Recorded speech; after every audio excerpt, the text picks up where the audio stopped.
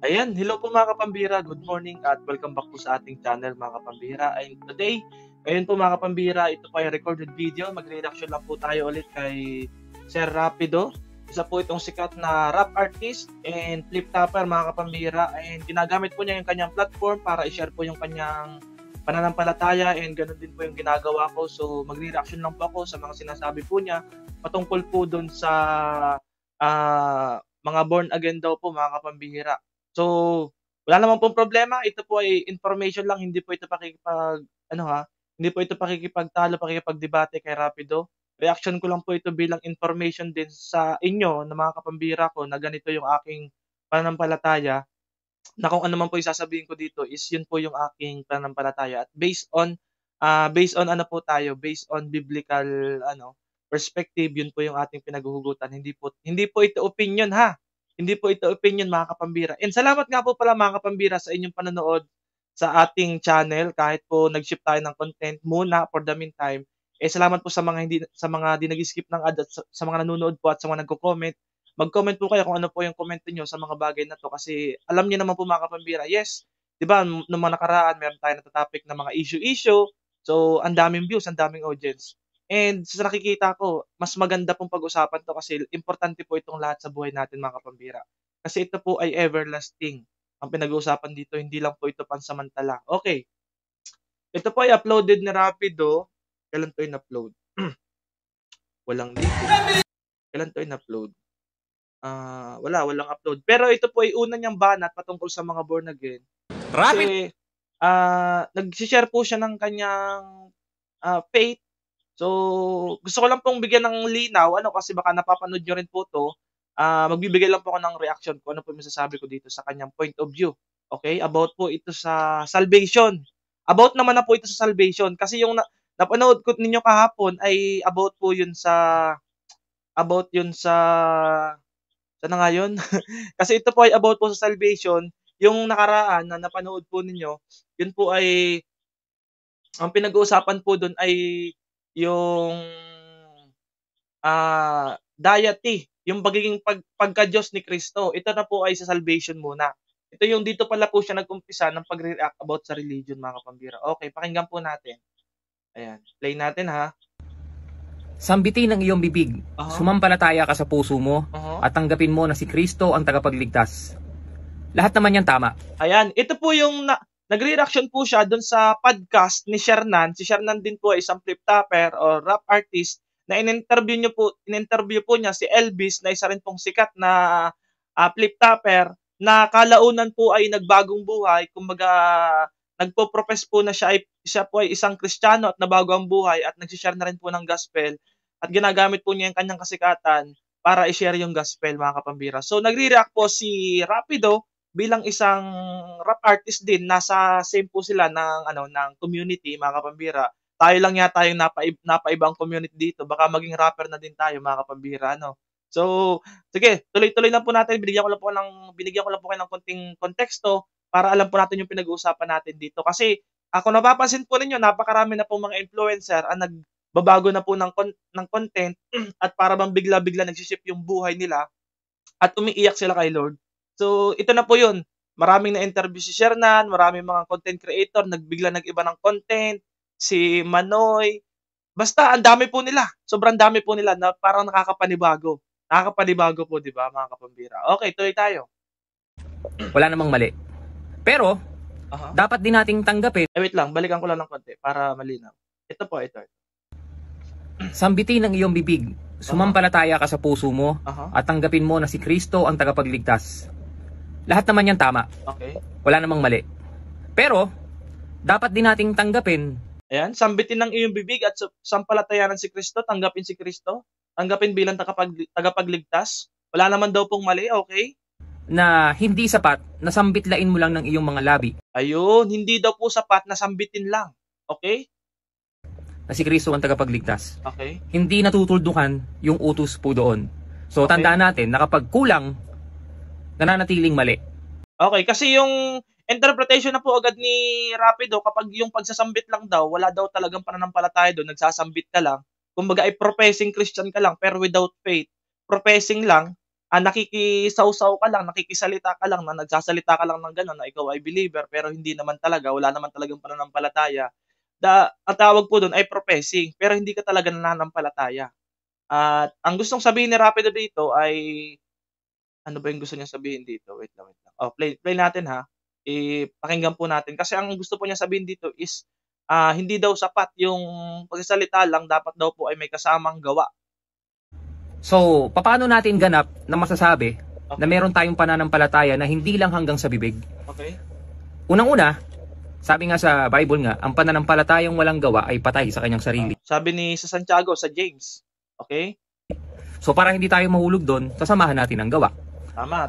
Kasi faith without work is dead. Base po kay James sa ano po ni James, sa sulat po ni James. At isa pa, yung sinasabi nila, karamihan to kasi, mga born again, kung di ako nagkakamali, o mga protestante. Sige. Lahat naman tayo protestante, including kayo, protestante din kayo kasi saan ba tayo nagsimula? By church history, pinakaunang ano po dito sa atin is yung Catholicism. Lahat tayo kaya naging Protestant. There is something to protest.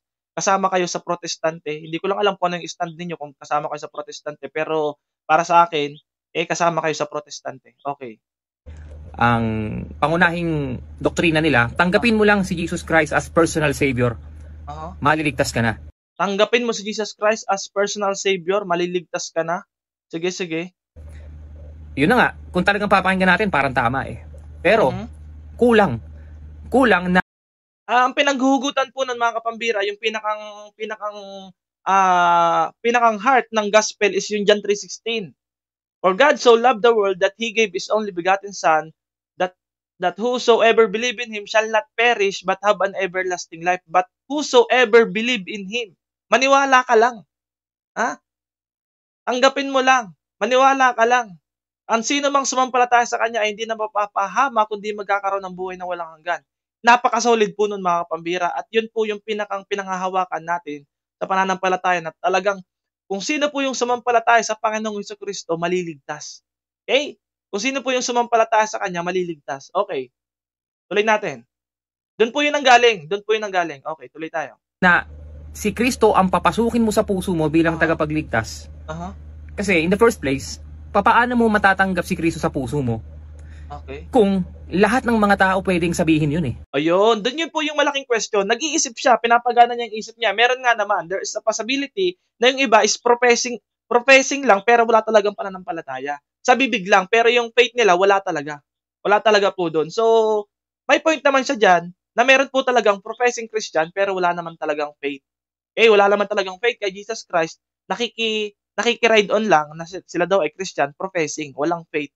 Alam nila sa sarili nila, sa isip at sa puso nila, alam nila yon na sila ay professing lang. Kumaga, nakikijamming lang. Mga ganon. Meron po talagang mga ganon mga kapambira. And yun po yung tinutumbok ni Rapido. Okay. Sabi nga, kahit nga demonyo, sumasampalataya na si Kristo. Nanginginig pa. Anak ng Diyos. Para hindi tayo mahulog doon, paano natin papatunayan na si Kristo tinanggap natin o pinapasok natin sa puso natin?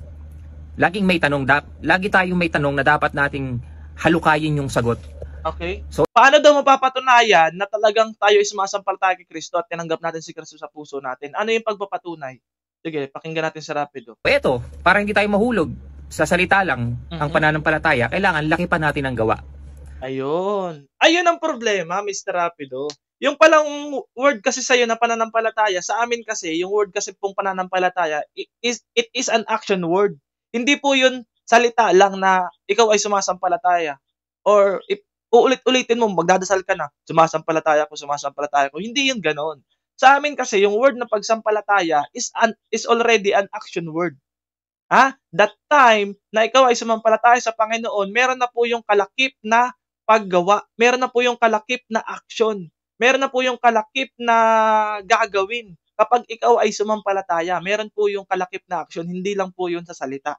Okay, doon po yung nagkakatalo. Kasi kung ang interpretation mo ay yung tinutumbok po niya dyan, yung mga professing lang, yung mga professing. Pero agree naman ako doon. Kung ikaw talaga ay professing without faith, mali talaga yon. Pero yung nagsasabi na sila ay nananampalataya sa Panginoon at talagang totoo naman, ay wala tayong question doon. Kasi nasa Bible po yon sa John 3:16, na kung sino man yung sumampalataya sa Kanya ay hindi na mapapahama, kundi magkakaroon ng buhay ng walang hanggan. yun po ay hindi po mababali yun. Malinaw na maliwanag na maliwanag po doon na kung sino po yung sumampalataya, maliligtas. Okay? Sa Panginoong Jesucristo. Okay, tuloy tayo. Ang kine-question po niya dito yung professing. Okay, play. Dahil ang gawa, ang pananampalataya, ang kaakibat niyan, gawa. Nagiging sakdal ang pananampalataya kapag meron tayong gawa. So specifically, kailangan malaman natin kung ano ba yung specific na dapat gawin Okay. para matanggap natin si Kristo. Aha. Pangunahing gawin, sundin yung utos niya. Tama. Sundin yung utos. O, sige. Pakinggan natin. Meron yan. Sige, pakinggan natin muna siya. Pakinggan niyo muna siya, saka ako sasagot. Utos, ibig sabihin po nun, doktrina.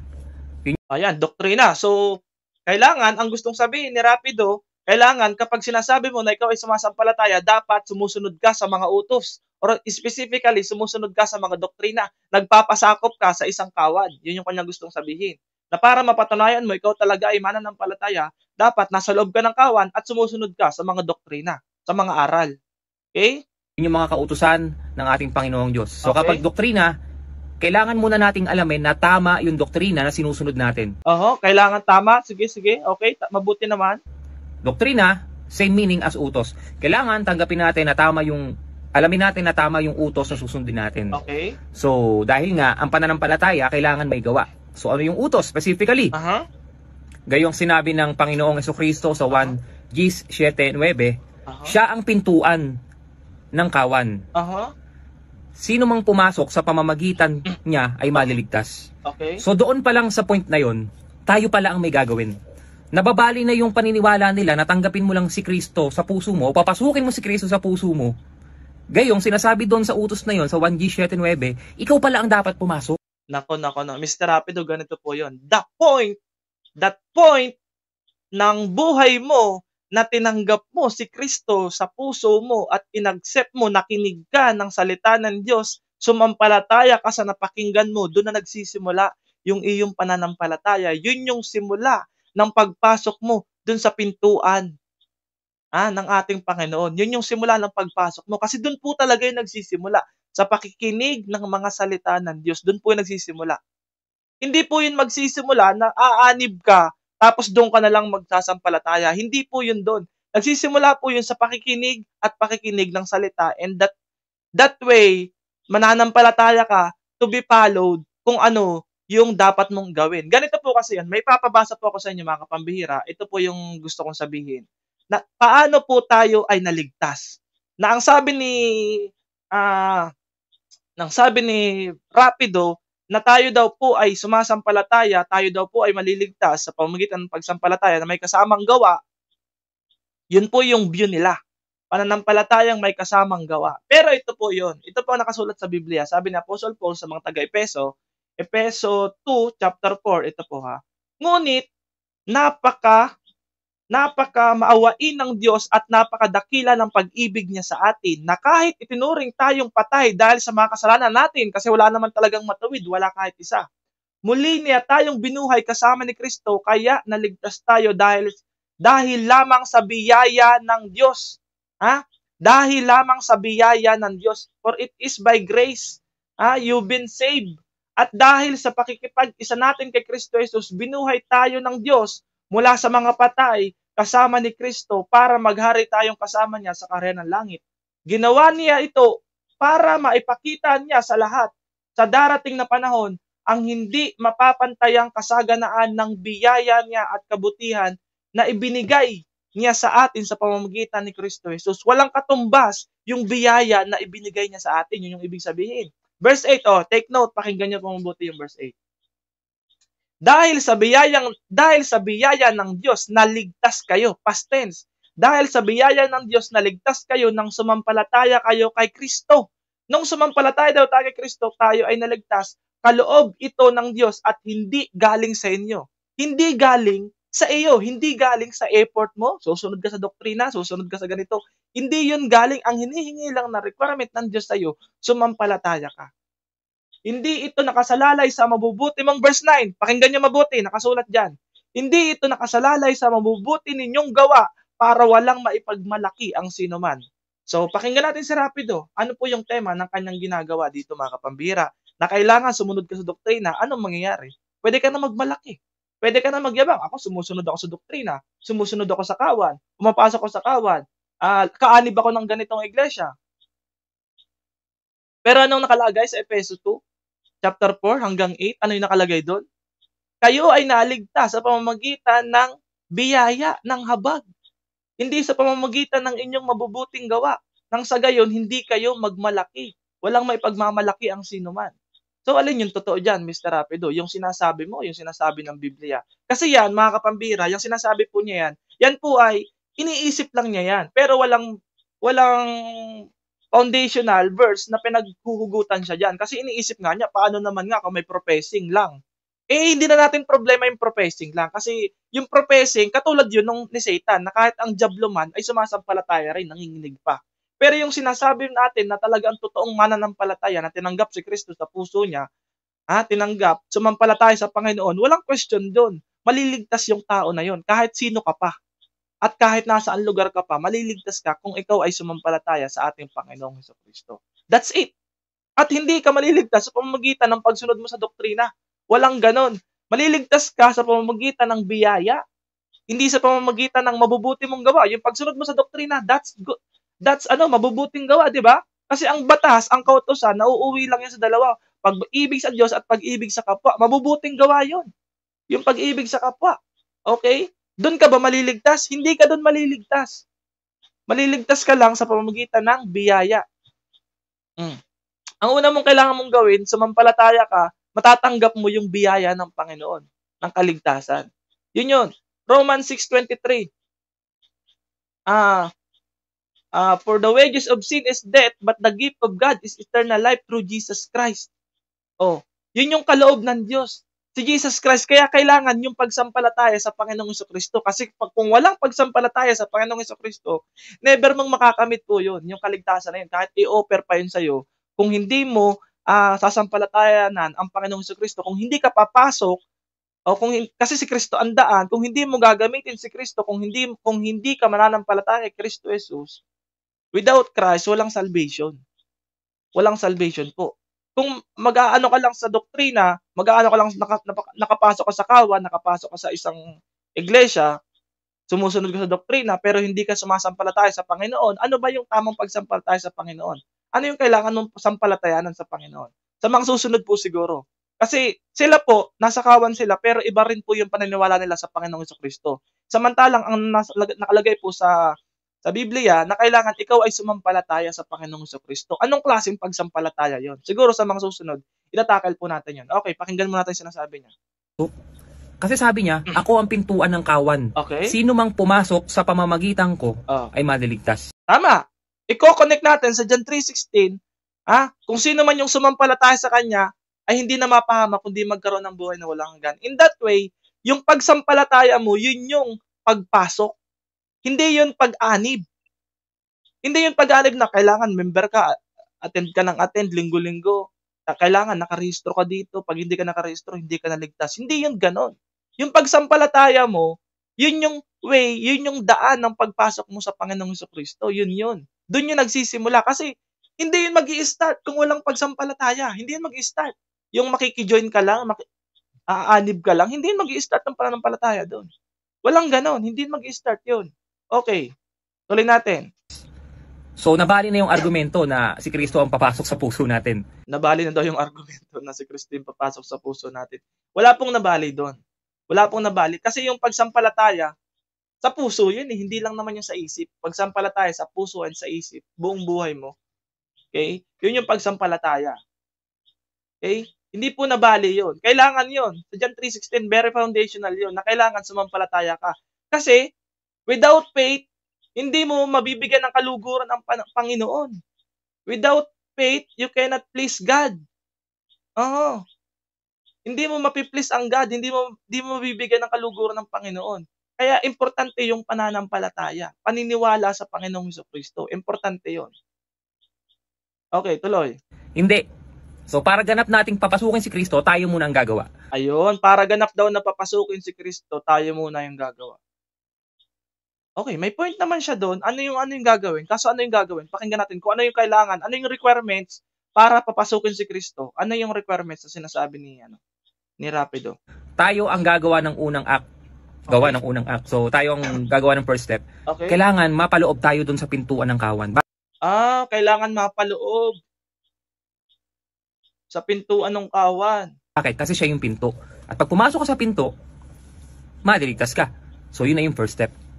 So, dito sa video ko, wala mo na akong sasabihin kung ano yung kawan na yun. Alam na namin yung kawan na yun. So, kasi ganito po yun mga kapambira. Kapag kayo po ay sumampalataya sa ating Panginoon, yung first move mo pa lang na yun na ikaw ay nag-profess, tinanggap mo sa sarili mo, nag-amin ka ng kasalanan mo, that's action.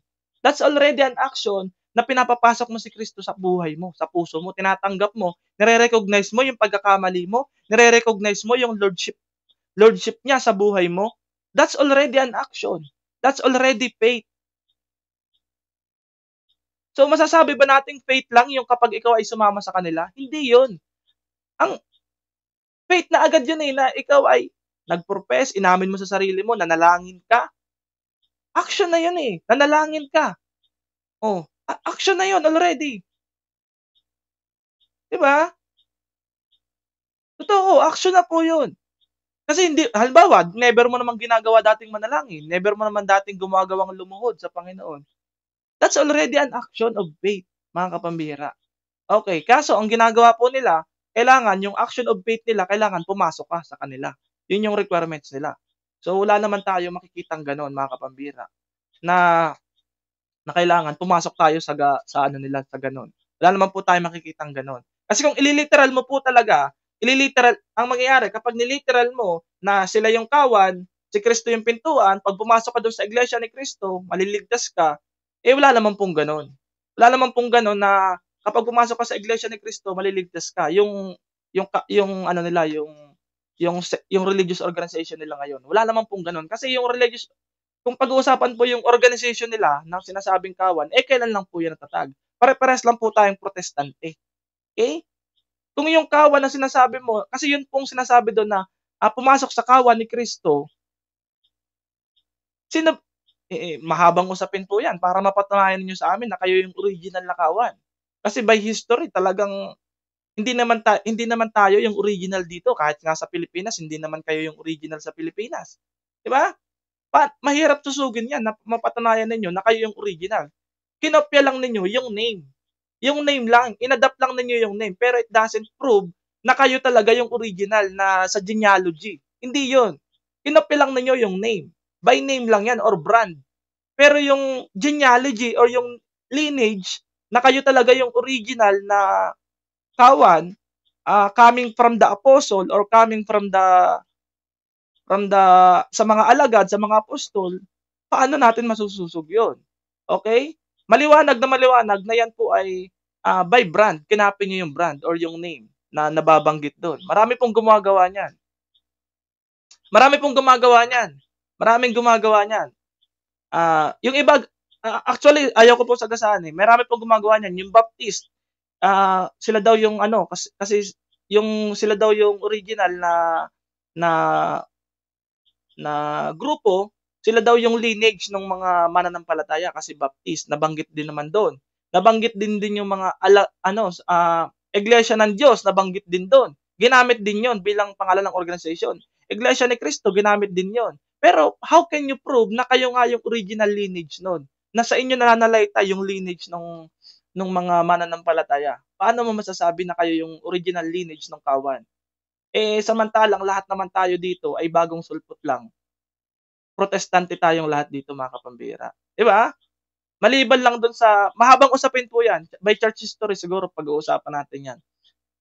Yun po yung aking dyan, mga kapambira, patungkol sa mga ganyan. Kung ganyan po kasi yung mga argumento na kayo yung kawan, ginamit nyo nga lang naman. Kailan lang 'di ba natatag yung organization ninyo? So, paano masasabing kayo yung kawan? By history ba masususog nyo ba na yung lineage nyo doon talaga nang originate sa original, sa mga alagad ng mga apostol, 'di ba? Hindi natin masususog 'yon. Okay. Tuloy tayo. Marami pong gumagamit niyan. Na ipinapangalan yung kanilang organization para palabasin na sila yung original na lineage ng mga mananampalataya. Maraming gumagawa niyan. Pero hindi ako umaagree doon sa mga ganong argumento kasi Ginamit niyo lang naman yung name, eh. Ginamit niyo lang naman yung name. Okay, tuloy. Gusto ko lang patunayan sa inyo Aha. na hindi sapat na sabihin lang ng labi mo o bigkasin mo lang na si Kristo tinanggap mo na sa puso mo. Hindi sapat yun. Kasi Ayun, hindi nga sapat 'yon. Alam mo naman sa sarili 'yun, eh. Alam mo naman sa sarili mo 'yun kung ginagawa mo lang 'yun by professing or by faith talaga. Magkaiba 'yun, eh.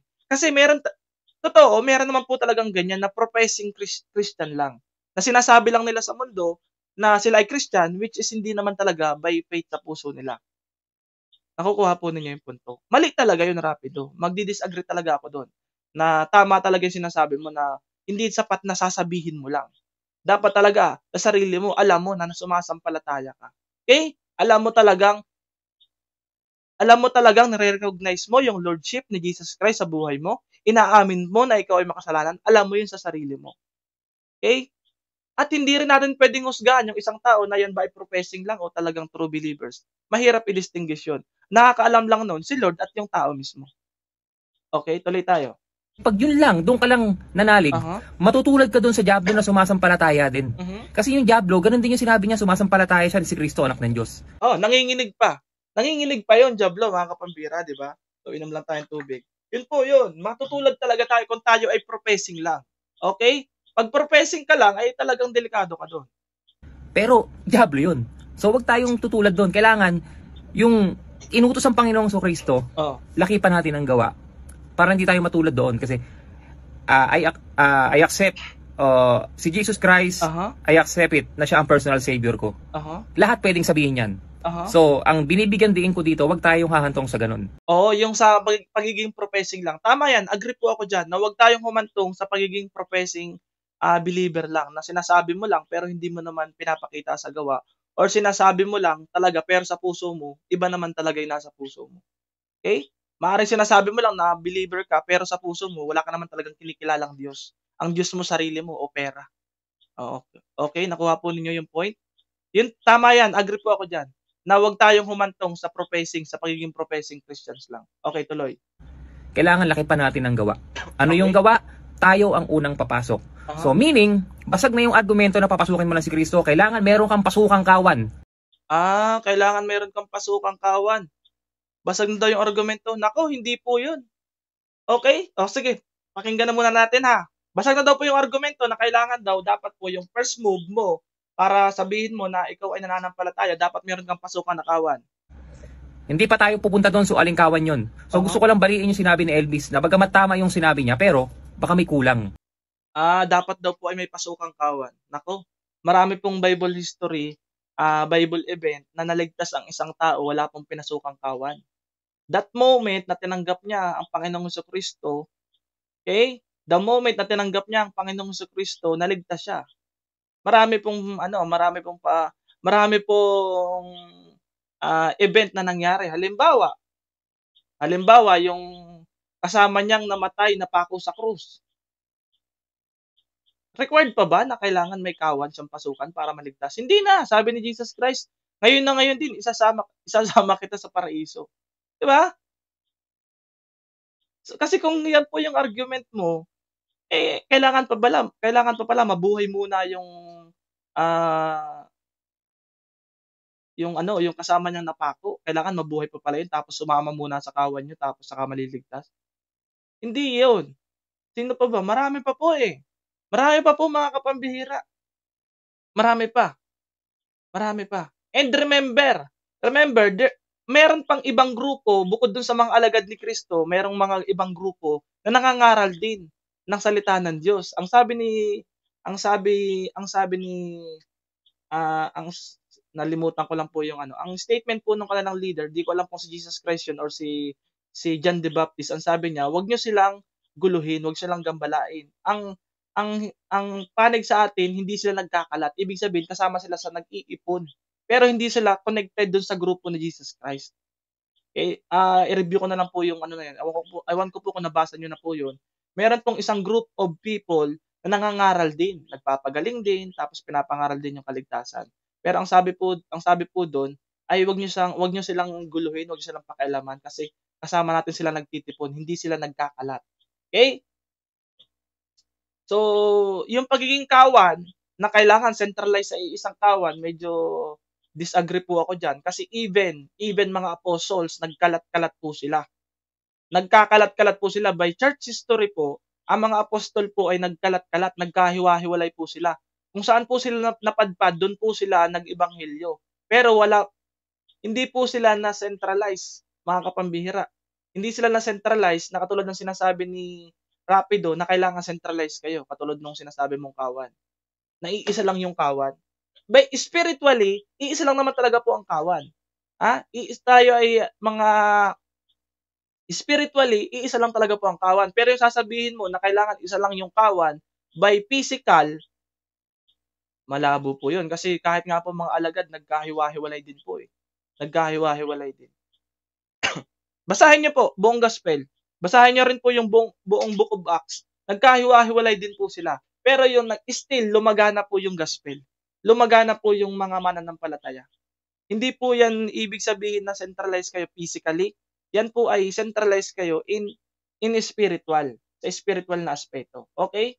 Hindi po yan mo kayo ay na-centralize, kayo yung tamang kawan. At sasabihin nyo na kayo yung original na kawan. Yun nga, ulitin ko nga, kailan lang naman, lahat naman tayo ay protestante dito. Okay, tuloy tayo. Lagi may susunod na tanong na alin ba yung dapat pasukan na kung saan si Kristo yung pintuan.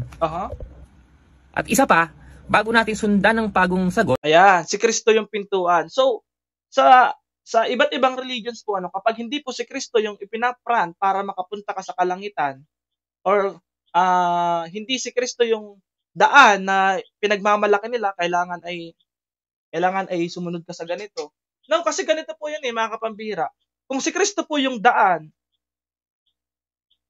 ng kaligtasan, tapos sasamahan mo pa ng pagsunod sa kawan, sasamahan mo pa ng pagsunod sa mga doktrina, para saan pa yung ginawa ni Kristo? Ang pinakang ruling nga lang po na binibigay ni Kristo ay ang sino mang sumampalataya sa kanya ay hindi na mapapahama kundi magkaroon ng buhay na walang hanggan. At ang sabi po sa Efeso 2, yung binasa natin kanina, hindi sa pamamagitan ng inyong mabubuting gawa.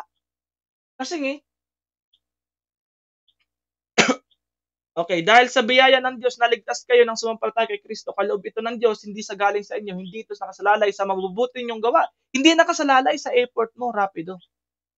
Hindi ito nakasalalay sa mabubuti ninyong gawa para walang maipagmalaki ang sinuman.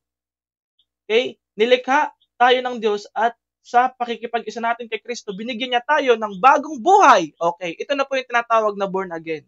Binigyan ka ng bagong buhay. Binigyan niya tayo ng bagong buhay para gumawa tayo ng kabutihan noon pa'y tinalaganan ng Diyos na gawin natin. Okay.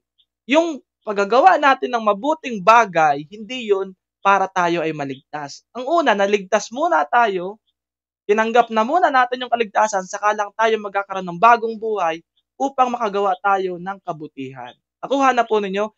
Kung ang gagawin niyo ay kabutihan muna para kayo ay maligtas, sablay na po yun, mga kapambira. Sablay na po yun. Ibig sabihin po yun, ayan po ay indulgence nyo na lang. Effort nyo na lang yan. Paano nga kung sumablay kayo, hindi kayo nakasunod, ay di hindi kayo ligtas. Paano kung nagkamali kayo, ay di hindi pala kayo ligtas. Diba? Diba, mga kapambihira? Ang pattern po na pinapakita po dito, yung kaligtasan binigay sa atin sa biyaya ng Panginoon, hindi sa pamamagitan ng inyong mga gawa. Tapos, okay, nilikha tayo ng Diyos at sa pakikipag-isa natin kay Kristo Jesus, nakipag-isa tayo kay Kristo Jesus, tinanggap natin siya sa buhay natin, sinampalataya natin siya, yung Lordship ay binigay natin sa Kanya, binigyan niya tayo ng bagong buhay para gumawa ng kabutihan. So yung bagong buhay, diyan na po yung papasok. Saka lang po papasok yung kabutihan na sinasabi ni Rapido na pagsunod sa mga doktrina, saka lang po yun papasok, mga kapambira. So maliwanag po, na hindi po yan nakabase sa mga gawa lang. Kasi at the very first place, tayo po ay naliligtas, ang tao po ay naliligtas, base po, tayo po ay naliligtas ayon po sa Ephesians 2 verse 8, yan po ay biyaya ng Diyos na ipinagkakaloob sa atin. Biyaya po yan ng Diyos. Hindi yan dahil sa iyo. Hindi yan dahil sa effort mo. Okay? Hindi yan dahil nandoon ka sa loob ng kawan. Hindi po yan dahil doon. Yan po ay biyaya para hindi kayo magmalaki. Para walang maipagmalaki ang sinuman tayo po ay naligtas dahil sa biyaya. Okay, tuloy. Kailangan mag-sink in muna sa utak natin na yung papasukan natin is religion din. Hindi yun kung ano man, dahil in the first place itong si Elvis, alam ko ano siya, born again. So para sa kaalaman ng lahat, ang fundamental teachings din ng born again is protestante. So iglesia rin po 'yon. Iglesia Protestante, Iglesia Apostolica Romana. May iglesia ni Cristo, may iglesia ng Diyos. So meaning meron ka talagang dapat pasukan na iglesia. Kasi lahat sila, ang stand nila, nasa iglesia rin sila. Okay. So ang dapat lang nating alamin kung hindi po lahat ng iglesia ay nagtuturo ng ganyan na kailangan umanib kayo para maligtas kayo. Wala pong tinuturong ganyan sa amin. Hindi po lahat ng iglesia ay nagtuturo ng ganyan na kailangan pag sumampalataya kayo, membro na dapat kayo. Pag hindi kayo membro, di kayo maliligtas. Wala pong ganon. Hindi po yan ini-insist sa mga ibang samahan na kailangan kapag ikaw ay sumampalataya, kailangan ganito, ganyan. Hindi po yan ini-insist sa amin. Okay, nakuha po ninyo, Mr. Rapido? Siguro sa inyo lang po yan, pero sa iba po hindi po ganyan. Okay, tuloy tayo. Aling iglesia ang tama. Ang faith alone, matagal nang basag po yan. Faith alone, matagal na daw basag. Paano magiging basag yan? Ay, nandito nga eh. We are saved by grace through faith. Yan po ay, we are saved by grace through faith. Verse 8, dahil sa biyaya ng Diyos naligtas kayo nang sumampalataya kayo kay Kristo. Saved by grace through faith, mga kapambira. Hindi yung faith alone. Saved by grace through faith. Okay, tuloy. Kayong maniniwala na sumampalataya ka lang na si Kristo, tagapagligtas, okay na, wala ka nang aaniban. Hindi pwede. Kasi in the first place, kung ikaw maglilingkod sa Diyos, dapat siya sundin mo. Meron kang dapat pasukan kasi hindi ka makapaglilingkod ng sarili mo lang. Paano ka maglilingkod sa Diyos kung salita lang lagi ang sinasabi hanggang salita? Yun. Paano ka daw makakapaglingkod sa Diyos kung wala kang inaaniban? Tama nga naman. Pero sa totoo lang, pagpapalawakin niyo po mga kapambira. Kasi nagiging ano pa nga yan, yung iba pa nga, sinasamantala pa yan, ginagamit pa yung kahinaan ng mga tao eh. Na, sige, maglingkod kayo, magbenta kayo ng ganito. Sige, maglingkod kayo, magbenta kayo sa kalsada. Di ba? May mga ganyan pa. Paglilingkod po sa Diyos, napakalawak yan. Marami kang pwedeng gawin. Marami kang pwedeng gawin eh. Sabi nga ng Panginoon, pag pinakain mo yung isa sa mga duka, ako na rin yung pinakain mo. Di ba? Kapag binihisan mo, ganun yun eh. Marami pong service ang pwede nating mai-offer kay Lord bilang pagsunod, hindi lang po sa loob ng simbahan. Medyo disagree ako dyan. Pero nakikita ko yung practicality na kailangan mo talagang umanib. Kasi para magkaroon ka ng guidance. Kung paano ka makakasunod. Kasi bilang baguhan, bilang bagong believer, mahihirapan ka talaga. Tama rin naman. Pero hindi yan requirement para maligtas ka. Kailangan umanib ka. Hindi yan requirement. Requirement lang yan para makasunod ka habang ikaw ay nasa journey ng pananampalataya. Pero yung pagiging sa kaligtasan, hindi yan requirement na ikaw ay kailangan umanib para maligtas ka. Hindi po yan. Ang requirement lang po sa kaligtasan, pananampalataya at biyaya ng Panginoon. Yun lang po ang requirement dyan. Pero yung sinasabi siguro dyan ni Rapido, yan po ay requirement para ikaw ay makasunod ng tuloy-tuloy habang nandito ka pa sa lupa. Pero sa kaligtasan, hindi po mag-a-affect yan kasi nga po maliwanag po dito na tayo ay naligtas sa pamamagitan ng biyaya. Nung tayo ay sumampalataya sa Panginoong Jesucristo. So yun po mga kapambira. Hindi sa mabubuting gawa. Kasama po yan yung mabubuting gawa. Nagsisimba ka, mabuting gawa yan. Nagtatites ka, nag-o-offering ka, mabubuting gawa yan. Nag-aayuda ka, mabubuting gawa yan. Di ba? So, hindi po yan kasama sa paraan ng kaligtasan. Yung mabubuting gawa na yan. Hindi po yan kasama. Maliwanag po yan. Okay, tuloy tayo. Kita ka lang, meron kang dapat sundin na utos. Sino ba magtuturo ng utos? Merong mga taong binigyan ng karapatan magturo para ituro sa iyo yung utos. Okay. So, hindi mo yun magagawa ng sarili lang. Tandaan nyo po yan. Paano ka makapaghahandog? Paano ka dadalo sa pagsamba? Yan, mga pangunahing utos yan. Paano ka makikipagkaisa sa pamamahala? Kung gayo mag-isa ka lang. Sabi ko nga po, maraming service ang pwede nating ma-offer kay Lord. Maraming service. Diba? Maraming service. Halimbawa, Napakaraming service ang puwede nating mai-offer. 'Wag lang yung magtitinda ka para kunwari sasabihin na, "Uy, yun na yung paglilingkod niyo sa Diyos, magtinda kayo ng chichirya, ng biscuit." Hindi yun service kay Lord, negosyo yun. Negosyo yun. Alam niyo na po kung ano yun, 'di ba? Alam niyo na po kung anong ibig kong sabihin. Marami po, marami. Pero tama nga naman na, ah in literal talaga kailangan meron sa'yong nagagabay. Bilang bagong mananampalataya ginagabayan ka rin. Katulad rin ni Apostle Paul, 'di ba nung bagong convert siya, siya po ay ginabayan din. Ginabayan din po ng mga mananampalataya. Hindi po automatic na kapag na-convert na siya, automatic naging tagahayo na siya, hindi po gano'n. Meron din pong nag-ano sa kanya, meron din pong nag-alaga sa kanya nung una 'di ba nabulag siya, tapos yun, yun po yung nangyari.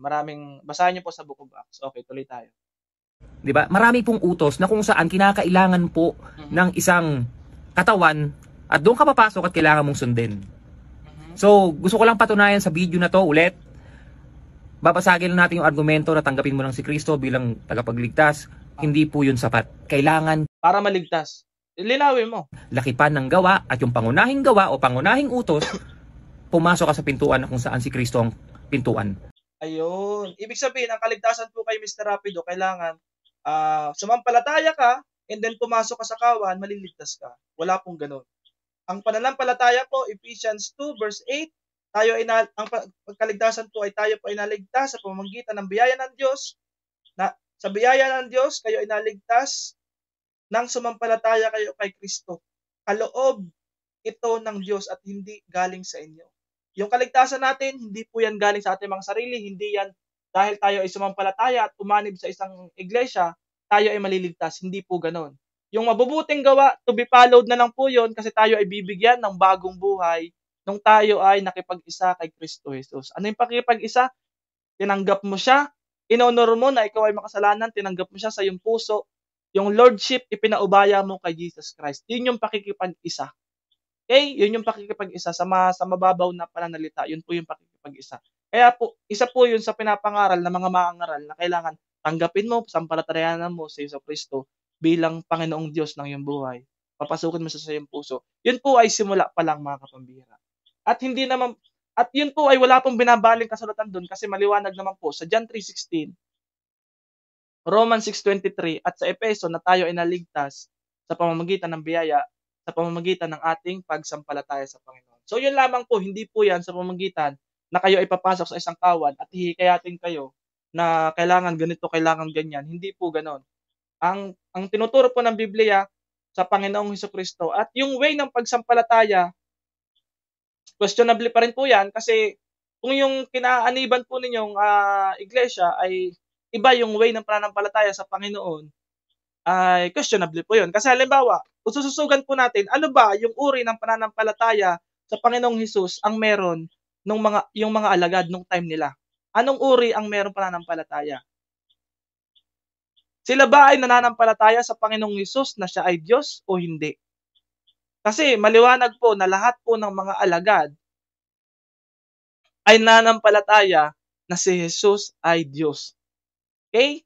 Doon pa lamang po, mga kapambira, kung about po sa pananampalataya, kung ano po yung kakaaniban mong kawan, dapat yung pananampalataya nila nakasusog din po sa kung ano yung pananampalataya ng mga apostol or ng mga alagad. Kung ano po yung paniniwala nila that time, dapat ganun din yung pananampalataya or paniniwala ng kabibilangan mong sekta ngayon. Yun po yun, para safe ka. Kayo na po yung pumili. Kung halimbawa, pumasok kayo sa isang kawan, halimbawa pumasok kayo sa isang kawan, pumasok kayo. Suriin ninyo, anong klase ang meron pananampalataya sa kanila? Anong klaseng paniniwala ang meron sa kanila? Nakasusog ba yan sa pananampalataya ng mga apostol? Ngayon, kapag iba yan sa pananampalataya ng mga apostol, ay umalis ka na dyan. Kahit pa ang pangalan niyan ay Iglesia ni Kristo, kapag hindi po yan nakasusog sa pananampalataya ng mga apostol, mali po yun. Dapat po yung pananampalataya na sinususugan ninyo ay nakasusog sa pananampalataya ng mga apostol. Kasi yun yung sususugan natin eh. Di ba? Hindi man tayo magsususog by name lang or parang papel lang, parang dahil lang sa certificate. 'Di ba? Hindi gano'n. 'Di ba? Hindi po 'yun dahil 'yun yung pangalan ninyo kayo yung tama, hindi. Dapat susugin ninyo bago kayo umanib sa isang sekta, dapat nakasusog po 'yan kung ano po yung klaseng pananampalataya ang meron ang mga alagad, ang mga apostol. Ano yung pananampalataya nila, especially kay Kristo Jesus. Ano yung kanilang paniniwala kay Kristo Jesus. Dun pa lamang po malalaman na po ninyo kung yung isang kawan na sinasabi ninyo ay tama or mali. Kung yung isang kawan ay tugma dun sa original na kawan ng Panginoon. Malalaman niyo po yun, hindi by name, kundi by faith. Kung ano po yung uri ng pananampalataya ang meron sila. Okay, hindi po yun by name. Nage-gets niyo po mga kapambira? So yun lamang po, ito po ay sharing lang. Wag po kayong magagalit sa akin kung baka minsan, may nakikinig dito na kasamahan ni ano, wag po kayong magagalit. Ito po ay sharing lang. Puwede rin po kayong mag-leave ng comment, ano pong masasabi ninyo mga kapambira. So sana po ay may natutunan kayo mga kapambira sa, vlog natin na 'to at hopefully maging makabuluhan ang vlog na 'to at sa mga nanonood po, kung nagustuhan niyo po yung ating video, pa-share na rin po mga kapambira para sa kaalaman po ng lahat mga kapambira. So yun lamang po. God bless everyone and see you on my next vlog. Bye-bye, bye-bye.